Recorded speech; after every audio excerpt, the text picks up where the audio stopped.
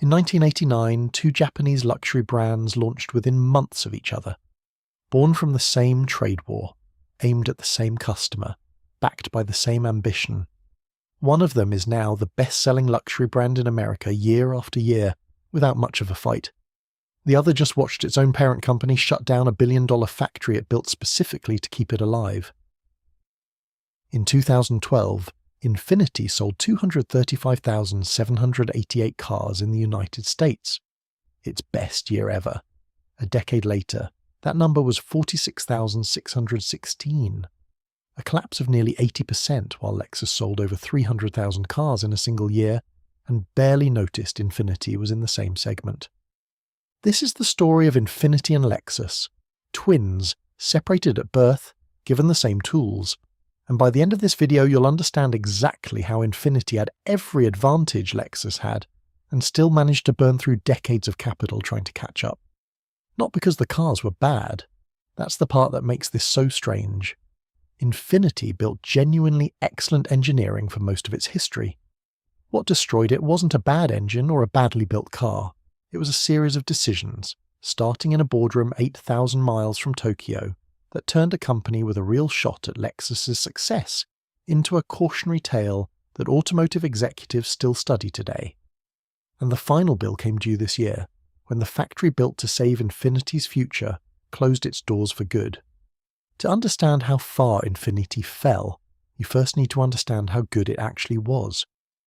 In 1985, under intense pressure from a trade agreement that made it harder to export cheap cars into the US, Nissan quietly formed a task force with one job: build a luxury brand that could go toe-to-toe with the Germans. Toyota was doing the same thing at the same time. Their version became Lexus. 2 years later, the brand had a name. Infiniti launched in November 1989 with 51 dealers across the country, the same month Lexus launched with its own debut. Infiniti's opening car, the Q45, wasn't a dressed-up Nissan with a new badge stapled on.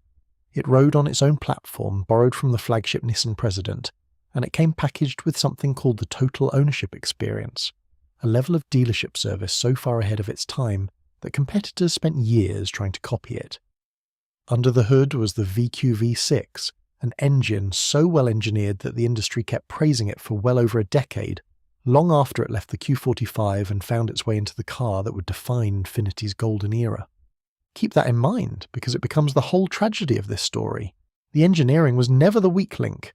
If you're new here, this channel breaks down exactly how companies like Infiniti burn through billions in slow motion, one bad decision at a time.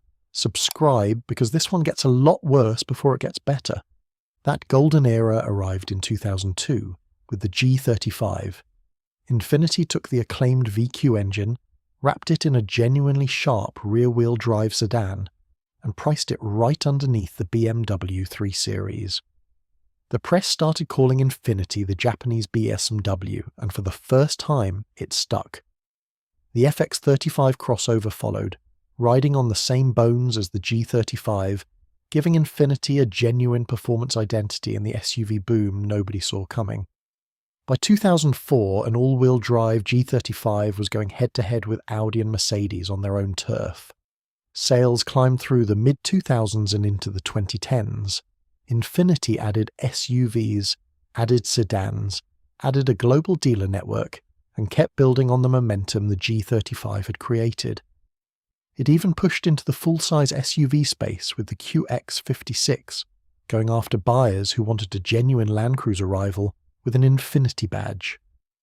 By this point, the brand was nothing like the slow starter it had been in the early 1990s, when the original Q45 struggled under a nickname nobody wanted: the Japanese Lincoln. Then, in 2012, it all came together. Infiniti sold 235,788 cars in the United States, its highest total in the brand's entire history. 23 years after launch, right alongside Lexus, Infiniti finally looked like it had built something real. According to Nissan's own latest statements, that record year wasn't treated as a finish line. It was treated as proof that the brand was ready for something much bigger. But then, something changed. Somebody in Yokohama looked at Infiniti's best year ever and decided it wasn't nearly big enough. That somebody was Carlos Ghosn, the executive credited with saving Nissan from near collapse a decade earlier. In 2012, Ghosn set Infiniti a target that had nothing to do with the steady growth that had gotten it there. He wanted Infiniti to capture 10% of the entire global luxury market, which meant nearly quadrupling annual sales to 500,000 units, with China as the centerpiece of the plan. To chase that number, Ghosn decided on real, dated consequences. In 2012, Infiniti's global headquarters moved out of Japan entirely, relocating to Hong Kong, putting roughly 180 employees and an ocean of distance between the brand and the Nissan engineering base in Yokohama that had built its reputation in the first place. Then, in 2013 and 2014, Infiniti made a second bet on the same global vision. It scrapped the model names customers had spent over a decade learning. The G37 became the Q50, the FX became the QX70. An entire alphanumeric renaming system overwrote brand equity that had taken 12 years and a genuine cult following to build. It was supposed to make Infiniti feel more global, more premium, more like a serious rival to Mercedes and BMW, brands whose alphanumeric names had decades of context behind them. Infiniti had none of that context. Customers who had spent 10 years learning to associate the G with sports sedans and the FX with performance crossovers were suddenly asked to relearn an entire lineup overnight, with no equivalent history to lean on. Instead of accelerating toward BMW's level of prestige, the rebrand made a company that had just posted its best year ever look, almost overnight, like it no longer knew what it was called. While Infiniti was busy renaming itself into confusion, Nissan was quietly placing a second bet, one that struck at something even more basic than a name. In 2010, Nissan signed a technology sharing agreement with Daimler, the parent company of Mercedes-Benz. Lexus had spent the years leading up to 1989 building the LS400 completely from scratch, engineering its own platform to prove it could out-German the Germans. Infiniti, 20 years later, was about to do the opposite. It was going to borrow someone else's. By 2015, that partnership had become concrete and expensive. Nissan and Daimler broke ground on a jointly owned factory in Aguascalientes, Mexico, called Compass, backed by $1 billion investment. The plant covered over 100 hectares, with a capacity for more than 230,000 vehicles a year, and at its peak, it created around 3,600 direct jobs. The plan was for Infiniti's QX50 and QX55 to share the same assembly line as the Mercedes A-Class and GLA, a genuine bet that two competing luxury brands could profitably build cars side by side. Around the same time, Infiniti launched the Q30 and QX30, small premium cars built directly on the architecture of the Mercedes GLA class. Same engine, same transmission, same electronics underneath a different badge. On paper, sharing a platform with Mercedes looked like a shortcut straight to premium credibility, the kind of engineering pedigree that takes decades to build organically. It wasn't. And the numbers were about to make that painfully clear. In 2017, the Q30 and QX30 posted their strongest year, with 14,093 units sold in the US. By 2018, that number had fallen to 8,101. Meanwhile, Mercedes sold over 24,000 of the nearly identical GLA class on the same underlying architecture under its own badge. Customers weren't rejecting the engineering. They were rejecting Infiniti's version of somebody else's engineering. Infiniti's own president at the time, Christian Munier, said it plainly at the 2019 Detroit Auto Show. "This is not a very successful product," he told reporters, standing next to the car his own company was still trying to sell. The bigger problem wasn't just a slow-selling hatchback. It was that Nissan had already started pulling back on the shared platform strategy before the QX30 even finished its first full sales year, quietly cancelling plans for an expanded jointly funded luxury platform at the Mexican plant as early as January 2017. The billion-dollar factory built to anchor Infiniti's future was being scaled back before that future had even arrived. By 2019, Infiniti killed the Q30 and QX30 outright. The Mercedes partnership for compact cars dissolved not long after, with the A-Class ending production at the same plant in 2020. Infiniti had spent years and real capital chasing a shortcut to Lexus-level credibility. What it got instead was a discontinued car line and a half-empty factory. And that wasn't the only fire burning at the same time. In November 2018, Carlos Ghosn, the man who had personally set Infiniti's global ambitions in motion, was arrested in Tokyo on financial misconduct charges. The architect of the entire strategy was gone almost overnight, and Nissan spent the next year quietly reversing nearly everything he had built. In May 2019, Infiniti announced its headquarters would move back to Japan from Hong Kong, an implicit admission that the global relocation gamble hadn't paid off. Then, in March of that same year, Infiniti confirmed a full withdrawal from Western Europe starting in 2020, ending UK production and closing its remaining dealerships there.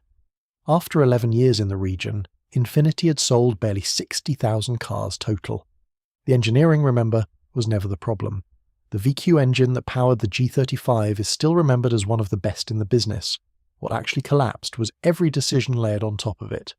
And the US sales chart tells the rest of the story.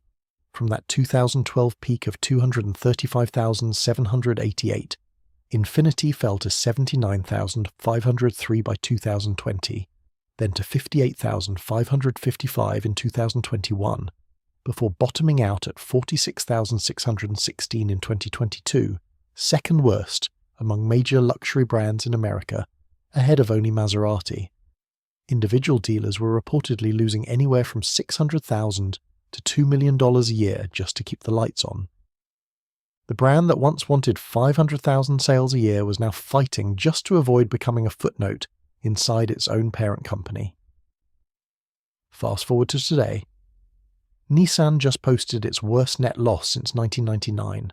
Between $4.5 and $5 billion was spent in a single fiscal year. CEO Ivan Espinosa called it exactly what it was. Our full-year financial results are a wake-up call, he said. 20,000 jobs cut. 7 plants will be closing worldwide by 2027. One of those plants is Compass, the billion-dollar Mexican factory Nissan built with Mercedes to secure Infiniti's future.